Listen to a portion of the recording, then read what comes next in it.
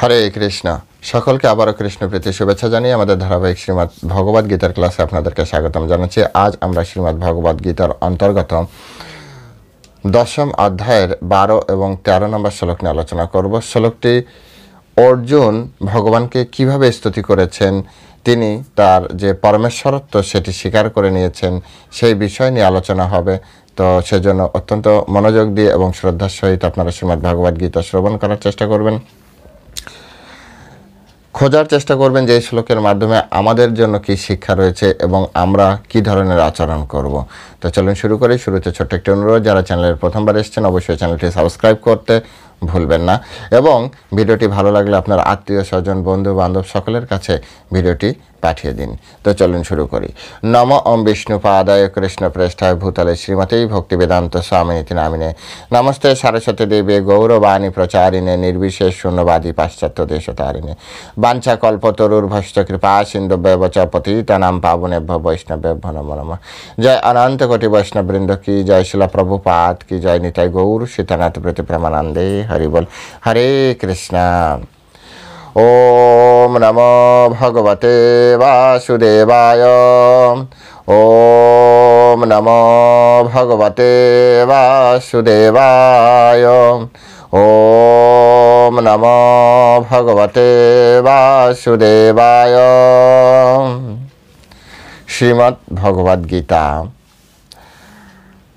10ম অধ্যায় বিভূতি যোগ, শ্লোক নম্বর 12 এবং 13। অর্জুন উবাচ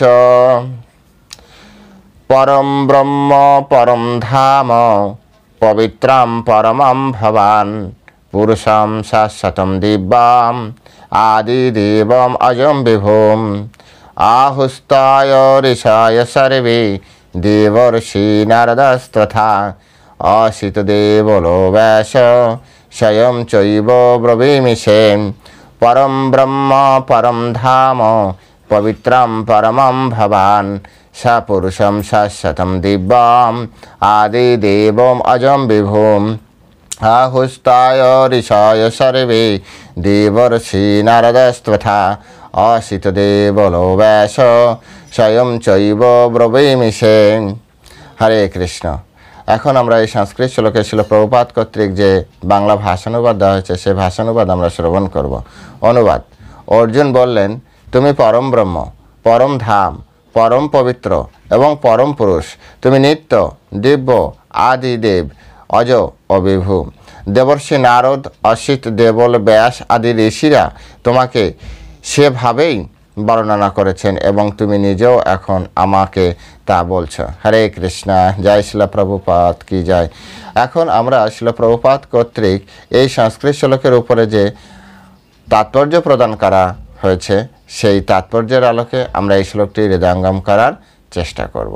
তো এখানে প্রথমেই পরমেশ্বর ভগবানকে পরমেশ্বর ভগবান এর আগে যে শ্লোকগুলি বলেছেন, বিশেষ 4টা শ্লোক, এই 4টা শ্লোককে 10ম অধ্যায়ের সার শ্লোক বলা হয়। প্রথমে সেই 4টি শ্লোক আমাদের একবার একটু গেলেন। যারা রেগুলার ক্লাস শুনছেন তারা তো জানেন, যারা প্রথমবার আজ চ্যানেলে এসছেন তাদের জন্য বলছি, আপনারা এই জিনিসটা এই শ্লোকগুলি একটু মাথায় রাখবেন। সেটি হচ্ছে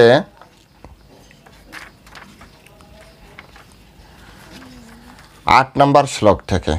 8 নম্বর শ্লোকে পরমেশ্বর ভগবান নিজেকে পূর্ণরূপে প্রকাশ করছেন, পূর্ণ একেবারে আলটিমেট জায়গায়, যেটাকে আলটিমেট প্রকাশ। অহম সর্বস্ব প্রভাব মত্ত সর্বম প্রবর্ততে ইতিমত ভজন্তে মাম বুধা ভাবম সমন্বিতা। 9 নম্বরে যে বলছে মচ্চিত্ত মদ্গত প্রাণা বদহন্ত পরস্পরম কথন্তশ্চ মাম নিত্যম তিষ্ঠন্তি চ রমন্তি চ। 10 নম্বরে বলছে তেষম সতত যুক্তনাম ভজতম মাম প্রতিপূর্বকম দদামি বুদ্ধিযোগম তম যেন মাম উপায়ন্তি তে।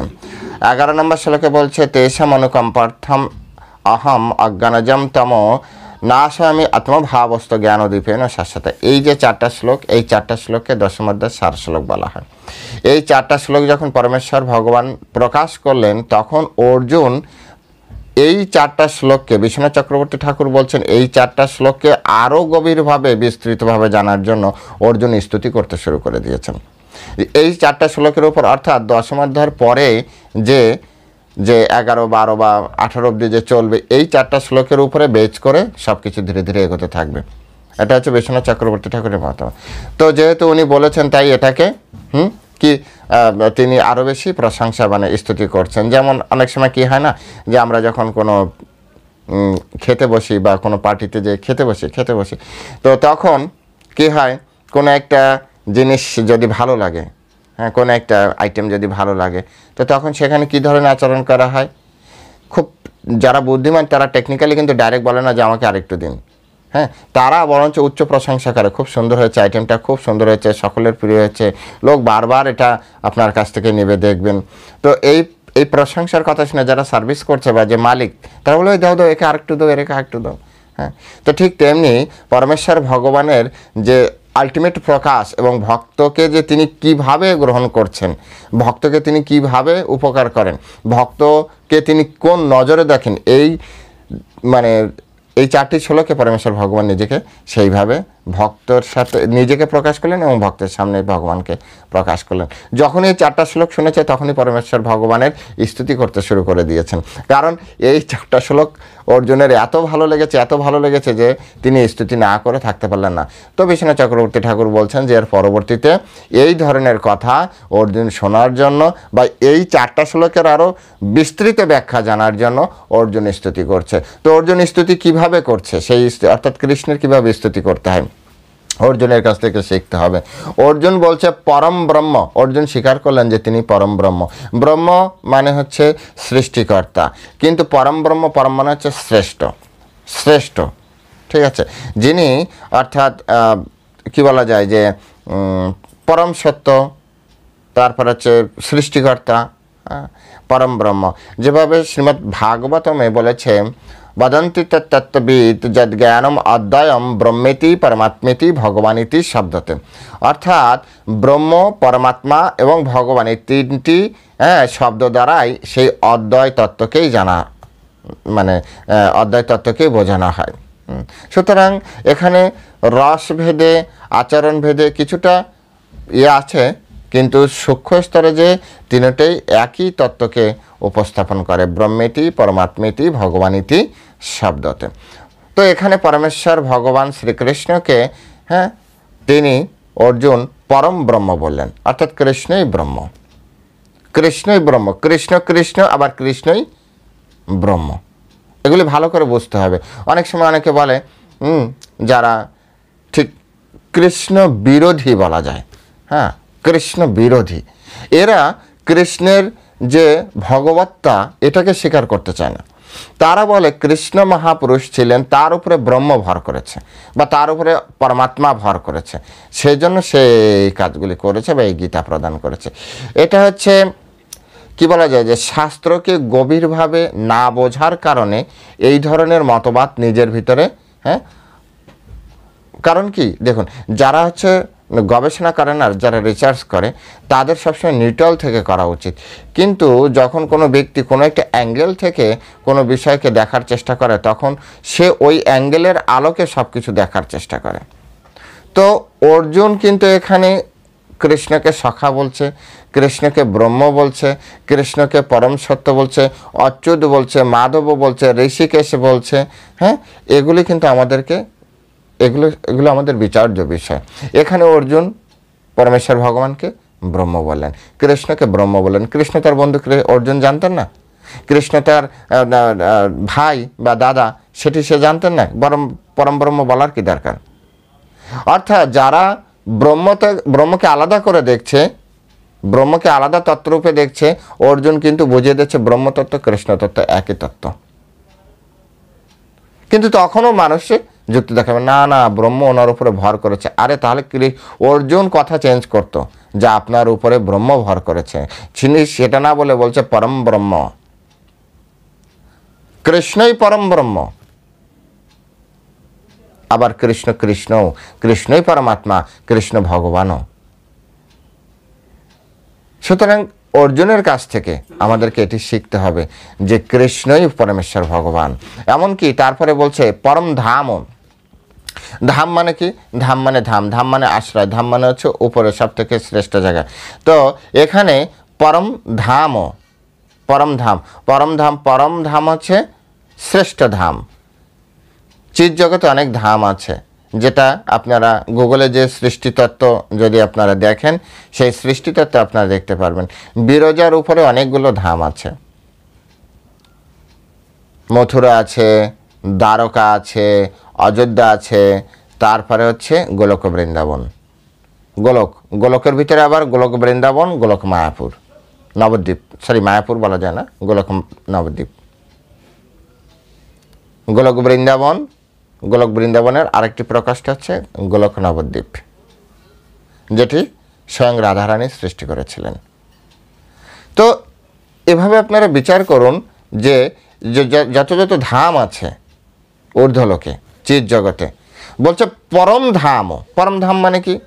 শ্রেষ্ঠ ধাম।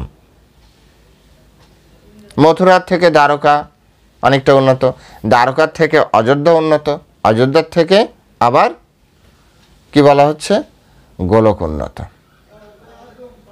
এই গোলকের ভিতরে একটি হচ্ছে ভগবান রস আস্বাদন করেন, আরেকটা তত্ত্বে যে রস প্রদান করেন প্রেম রূপে। যেমন গোলক বৃন্দাবনে কৃষ্ণ তিনি প্রেম রস আস্বাদন করেন তার ভক্তের কাছ থেকে, আর গোলক নবদ্বীপে তখন তিনি চৈতন্য মহাপ্রভু রূপে সেই প্রেম নিজে আচরি ভক্তের শেখায়। ভক্তকে না শেখালে ভক্তের কাছ থেকে সে কীভাবে আস্বাদন করবে? তাই সেই রস তিনি খুব সুন্দরভাবে তার ভক্তদেরকে শেখান। এগুলি, এই যে সূক্ষ্ম বিচার, এই বিচারগুলো আমাদেরকে বুঝতে হবে। এখানে বলছে পরম ধাম, কৃষ্ণই পরম ধাম, কৃষ্ণই হচ্ছে পরম আশ্রয়। এখানে বিশ্বনাথ চক্রবর্তী ঠাকুর বলছেন ধাম মানে হচ্ছে শ্যামসুন্দর বপু। এগুলো ভগবান হচ্ছে বপু। বপু আর শরীরের ভিতরে পার্থক্য আছে। বপু শরীর, দেহ, এই তিন নাম ভেদে তিনটি আবার আলাদা হয়। দেহ হচ্ছে যা বাড়তে থাকে, তাই ছোট থেকে মিডিল এজ পর্যন্ত দেহ বলা হয়। শরীর হচ্ছে যা ধীরে ধীরে কমতে থাকে, নষ্ট হতে থাকে, তার মানে হচ্ছে মিডিল এজের পরের অংশ শরীর বলা যেতে পারে। তারপরে হচ্ছে বা পুরোটাই আবার শরীর বলা যেতে পারে। বপু হচ্ছে সেই তত্ত্বকে বোঝায় যা সবসময় স্থায়ী ভাব থাকে। তাই কৃষ্ণ বা ভগবত তত্ত্বের যে শরীর, সেই শরীরকে বপু বলা হয়। মানুষের শরীরকে কখনো বপু বলা হয় না। মানুষের শরীরের সাথে, মানুষের দেহের সাথে বপু শব্দটি ব্যবহার করা হয় না, শুধু কৃষ্ণের সাথে ব্যবহার করে, ভগবত তত্ত্বের সাথে ব্যবহৃত হয়। এগুলি যতক্ষণ আপনারা এই সূক্ষ্ম সূক্ষ্ম বিষয়গুলো যতক্ষণ না বোঝা যাবে ততক্ষণ পর্যন্ত আমাদের, এই জন্য গুরু পরম্পরায় আমাদের পড়া উচিত। তারপরে বলছে পরম ধাম। হ্যাঁ, তারপরে এবার পরম ধাম বলো তো পরম ধাম কেমন? বলছে পবিত্রম, পবিত্রম, অত্যন্ত পবিত্র জায়গা। যেভাবে ভগবদ গীতায় নবম অধ্যায়ের 2 নম্বর শ্লোকে বলছে রাজবিদ্যা রাজগুজ্জম পবিত্রম ইদম উত্তমম। এই জ্ঞান যেমন পবিত্র, এই জ্ঞান যিনি প্রদান করছেন তিনি পবিত্র না হলে কি আর জ্ঞান পবিত্র হবে? যদি টিচার পবিত্র না হয়, টিচারের থেকে যে শিক্ষা আসে সেই শিক্ষা কীভাবে পবিত্র হতে পারে? তাই প্রথমে হচ্ছে শিক্ষক পবিত্র, তারপরে তার যে শিক্ষা, সেই শিক্ষা অত্যন্ত পবিত্র। এখানে বলছে পরম ধাম পবিত্রম, পবিত্র, অত্যন্ত পবিত্র। পরমেশ্বর ভগবান শ্রীকৃষ্ণ পবিত্র তত্ত্ব, ধাম পবিত্র তত্ত্ব, কৃষ্ণ পবিত্র তত্ত্ব, আর সেজন্য তার শিক্ষাও পবিত্র। অর্জুন বলছেন যে পরম ধাম পবিত্রম, পবিত্র, আর কৃষ্ণ বলছেন যে এই যে জ্ঞান প্রদান করছেন সেই জ্ঞান হচ্ছে পবিত্রম ইদম উত্তমম। তো জ্ঞান কে প্রদান করছে? কৃষ্ণ স্বয়ং। তাহলে অর্জুন আর কৃষ্ণের ভিতরে কতটুকু ডিফারেন্স রয়েছে বলার ভিতরে? কৃষ্ণ বলছে যে জ্ঞানে দিচ্ছি সেই জ্ঞান পবিত্র, কিন্তু পবিত্র টিচার না হলে পবিত্র জ্ঞান আসবে না।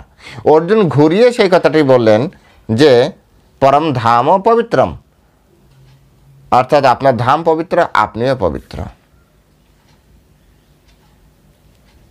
সুতরাং ঘুরিয়ে একই তত্ত্ব। এরপর বলছে পরমম ভবান। পরমম মানে কি? পরম মানে শ্রেষ্ঠ, ভবান মানে তুমি। স্পষ্ট করে ভবান শব্দ ব্যবহার করা হলো, ভবান। অর্থাৎ পরমেশ্বর ভগবানই মানে কৃষ্ণই বলছে, কৃষ্ণ তুমি তুমি পরম ব্রহ্ম, তুমি পরম ধাম এবং পবিত্র এবং পরমম ভবান, এবং পরম অর্থাৎ ধামের পরে পবিত্রম পরমম শব্দটি ব্যবহৃত হয়েছে। আর ভবান একটি আলাদা, অর্থাৎ তুমি, তুমি হচ্ছে সেই সব কিছু, আলটিমেট গোল যেটাকে বলা হয়।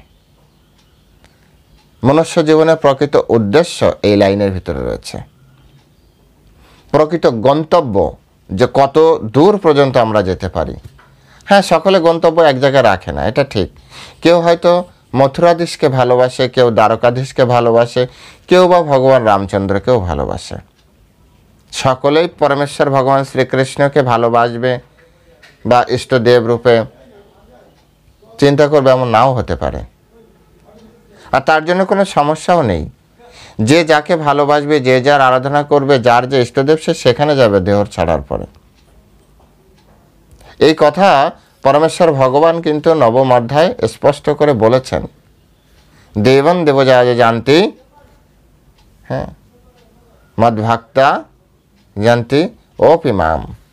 দেবলোকে যারা উপাসনা করে দেবলোকে যাচ্ছে, পিতৃলোকে যারা উপাসনা করছে পিতৃলোকে যাচ্ছে, আবার যারা ভূতলোকের উপাসনা করছে তারা ভূতলোকে যাচ্ছে, ভূতের যারা উপাসনা করে।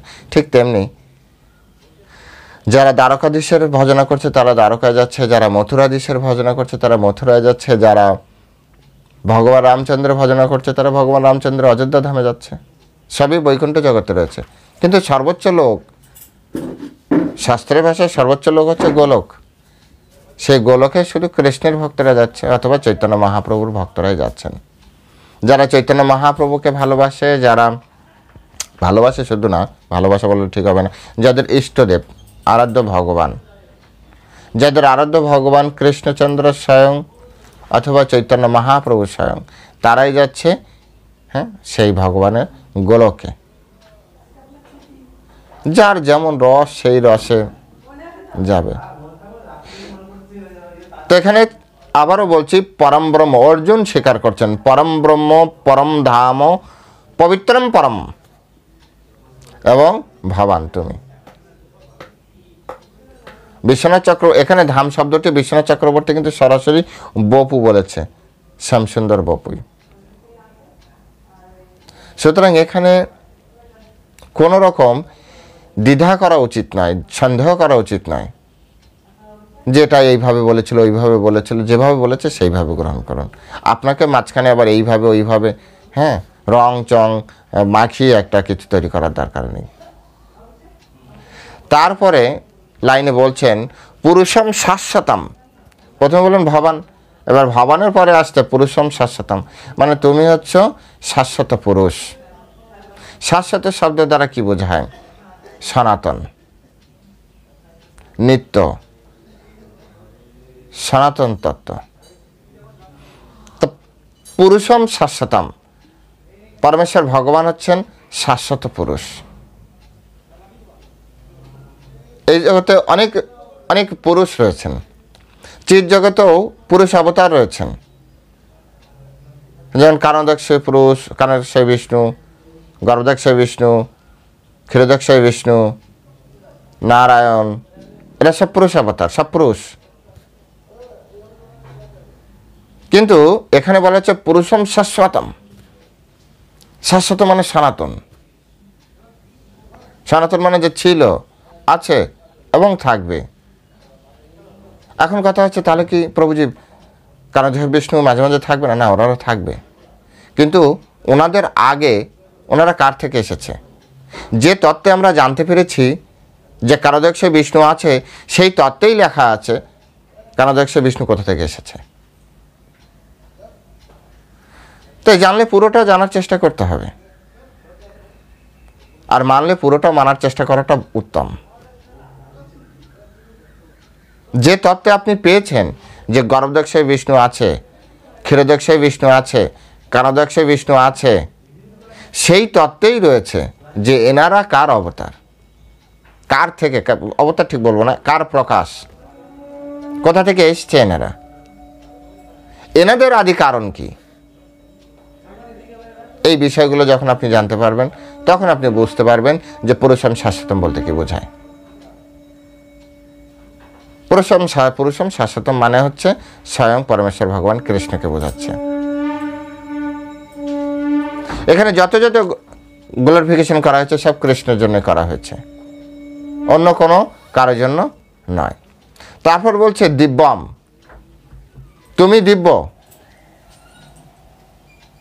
সত্যি পরমেশ্বর ভগবান দিব্য। দিব্য মানে অপ্রাকৃত, যা জড়জগতে কোনো নিয়ম কানুন দ্বারা কৃষ্ণকে বোঝা যাবে না। দিব্যম। আর এই কথা কৃষ্ণ নিজেও স্বীকার করেছেন, জন্ম কর্ম চমে দিব্যম এবং যো ব্যক্তি তত্ত্বতা ত্যক্ত দেহম পুনর্জন্ম নৈতি মামিতি ছ অর্জুন। আমার জন্ম এবং কর্ম দিব্য, তার মানে ব্যক্তি দিব্য। যদি ব্যক্তি দিব্য না হয় জন্মকর্ম কিভাবে দিব্য হতে পারে? যদি কোনো ব্যক্তি ধনী না হয় তাহলে ধনীর মতো কিভাবে আচরণ করতে পারে? যদি কোনো ব্যক্তি অ্যাক্টর বা অভিনেতা না হয় তাহলে তিনি কিভাবে অভিনয় করতে পারেন? ঠিক একইভাবে কোনো ব্যক্তি যদি দিব্য না হয় তাহলে দিব্য কর্ম, দিব্য জন্ম কিভাবে তার হতে পারে? তাই পরমেশ্বর ভগবান শ্রীকৃষ্ণ বললেন জন্ম কর্ম চমে দিব্যম এবং আমার জন্ম এবং কর্ম হচ্ছে দিব্য। আর অর্জুন সেখানে বললেন কি, যে তুমি হচ্ছে দিব্য। ভবান, ভবান মানে তুমি। তারপরে বলছে পুরুষম শাশ্বতম, তুমি হচ্ছে পুরুষ, তুমি হচ্ছে শাশ্বত এবং তুমি হচ্ছে দিব্যম, দিব্য। তারপর বলছে আদি দেবম। এখানে দেবম শব্দ দ্বারা আমাদের যে ইন্দ্র বরুণ আদি এই সকল দেবতা এইভাবে বোঝা উচিত নয়।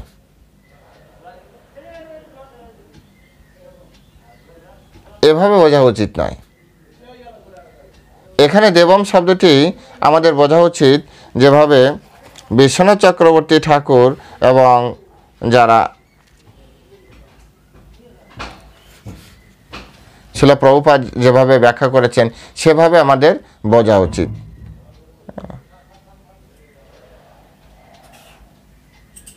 তিনি হচ্ছেন সৃষ্টির শুরুর যে সৃষ্টিকর্তা। এই জগতে যত যত আমরা দেবতা দেখি, হ্যাঁ, যাদেরকে আমরা দেবতা বলে চিনি, তাদের হচ্ছে আদি কারণ। যেভাবে ব্রহ্মসংহিতায় ব্রহ্মা বলেছেন ঈশ্বরঃ পরমা কৃষ্ণঃ সচ্চিদানন্দ বিগ্রহঃ অনাদিরাদি গোবিন্দ সর্বকারণ কারণম। ঈশ্বর অনেক আছে, কিন্তু কৃষ্ণ হচ্ছে পরমেশ্বর, পরমেশ্বর এবং অনাদির আদি গোবিন্দ, অনাদির আদি। এখানে বলছে আদি দেবম, ওখানে বলছে অনাদির আদি। তাই এখানেও আদি দেবম মানে দেবতাদের আদি, আর ওখানে বলছে অনাদিরও আদি, অর্থাৎ সবার শেষে। যদি কৃষ্ণের ভাষায় যদি বলা হয় বাসুদেব সর্বম ইতি, সর্বম ইতি, ওনার পরে আর কোনো তত্ত্ব নেই। সাধারণত যারা আগে আমরা একসময় চিঠি লিখতাম, চিঠি আমাদের লাইফে কিছুটা সময় পেয়েছি, চিঠিতে বন্ধুদের সাথে আদান প্রদান, পরে তো মোবাইল চলে আসলো, এখন মেসেজ লেখে হাই হ্যালো। যারা একটু বয়স্ক তারা জানেন যে চিঠিতে সম্পূর্ণ মনের ভাব ব্যক্ত করার পরে ইতি লেখা হয়, আর ইতির পরে শুধু নামটিই বেঁচে আছে, আর কোনো তত্ত্ব থাকে না। ইতির পরে কোনো কিছু লেখা হয় না। ইতি মানে সব শেষ, ইতি। তো এখানে পরমেশ্বর ভগবান শ্রীকৃষ্ণ এই কথাটি বললেন যে বাসুদেব সর্বম ইতি, অর্থাৎ বাসুদেব কৃষ্ণের পরে আর কোনো তত্ত্ব নেই। কৃষ্ণ বললেন বাসুদেব সর্বম ইতি, আর অর্জুন বললেন আদি দেবম, অর্থাৎ যত যত তত্ত্ব আমাদের সামনে আছে তার ভিতরে আপনি হচ্ছেন আদি, আদিদেব। তাই এখানে দেব শব্দ মানে আমাদের ইন্দ্র, বরুণ, হ্যাঁ, বিভৎসন, এনাদেরকে না বুঝিয়ে এনাদেরও যে আদি তত্ত্ব সে আদি তত্ত্বকে বোঝাচ্ছেন। বলবেন যে আদিত্য, তাহলে তো দেবতাদের আদি দেবম, তো দেব আদিদেব মহাদেব বলা হয়।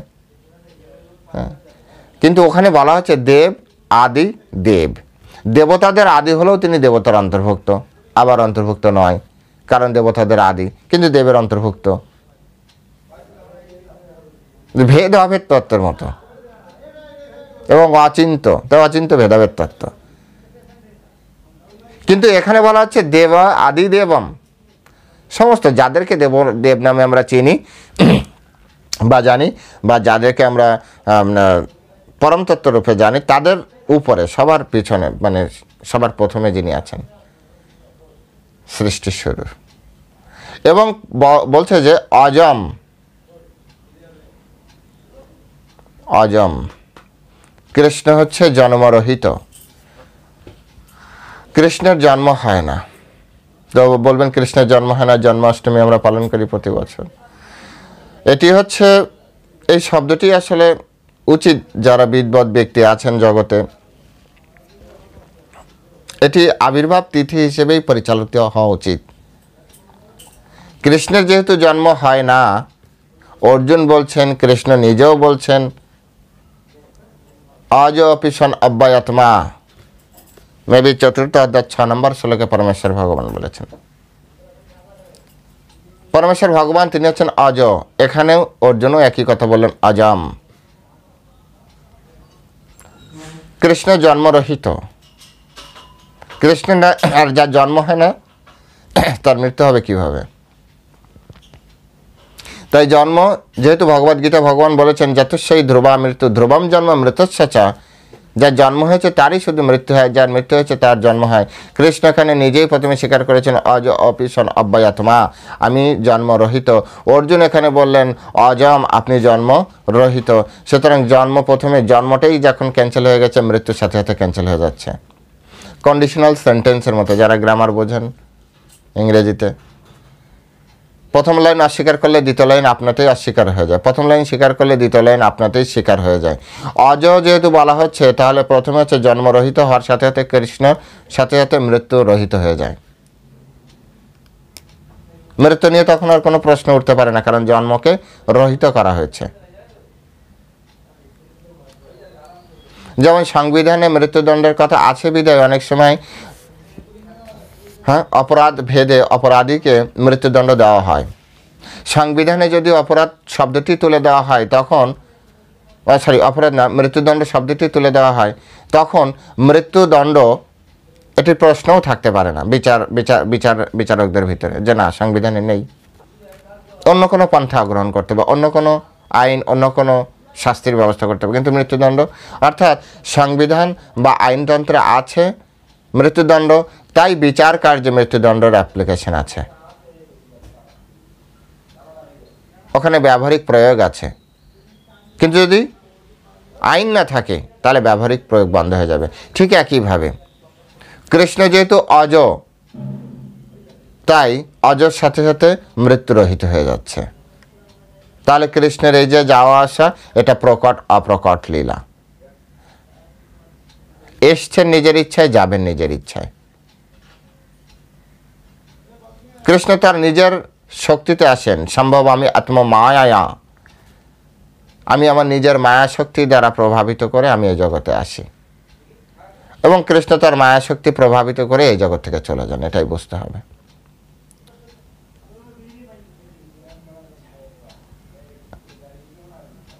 অর্জুন এখানে সেইভাবেই আমাদেরকে বোঝাচ্ছেন, সেভাবে আমাদেরকে আবার পরিচয় করিয়ে দিচ্ছেন যে হে কৃষ্ণ, তুমি হচ্ছ দিব্যম আদিদেবম এবং অজম, জন্মরহিত।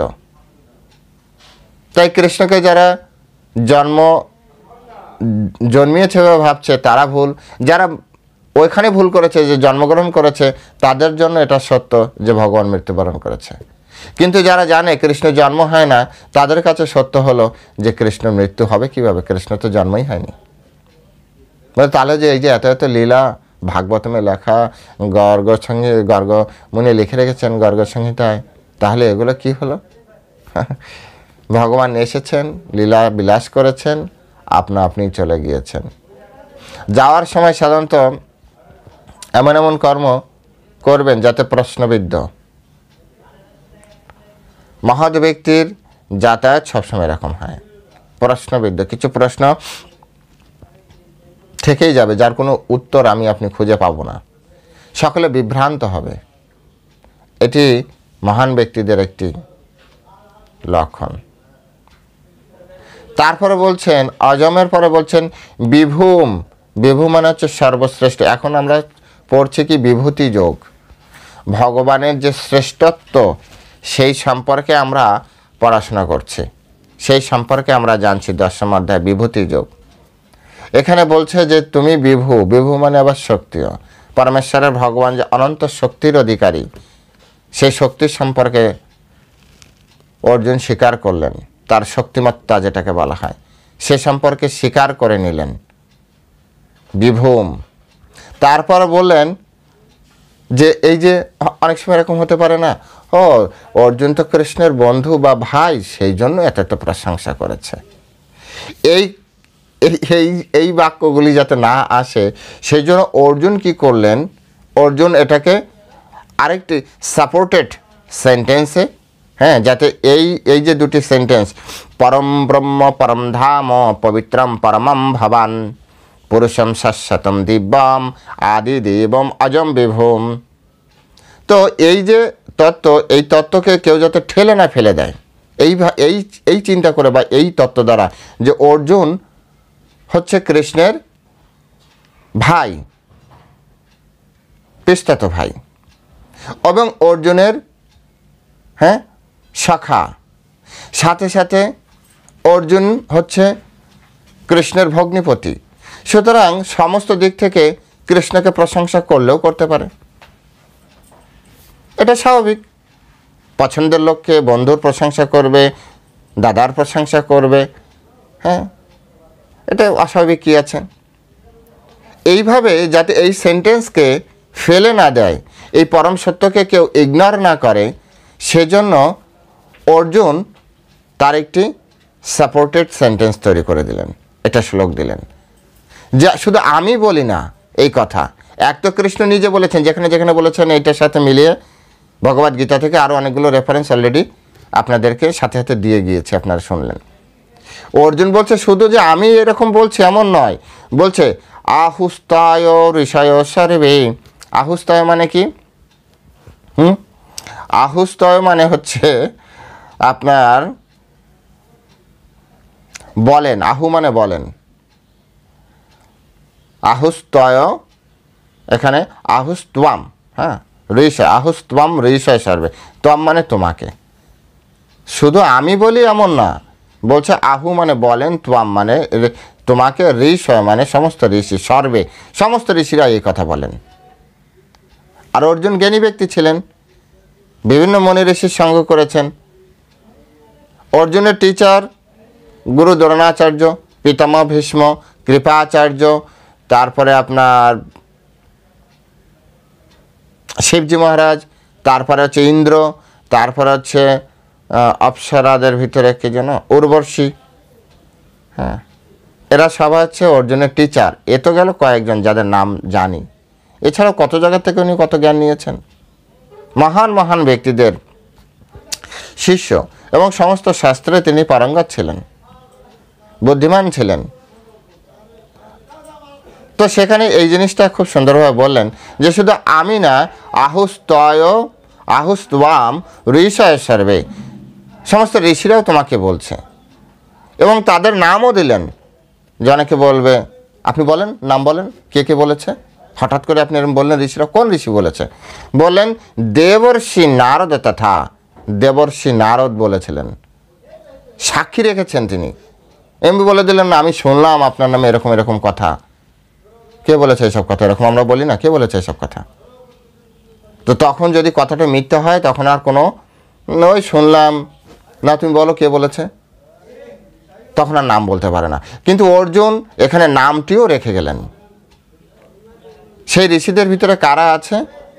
বলছে দেবর্ষি নারদ, তথা নারদ মুনি রয়েছে, দেবর্ষি সাধারণ কোনো মুনি ঋষি নয়, দেবর্ষি নারদ তথা, তাদের ভিতরে নারদ মুনি রয়েছে। আর কে আছেন? বলছে অসিত, অসিত মুনি রয়েছেন। আর কে আছে? দেবল, দেবল মুনি রয়েছেন। তারপরে কে আছেন? ব্যাসদেব স্বয়ং রয়েছেন।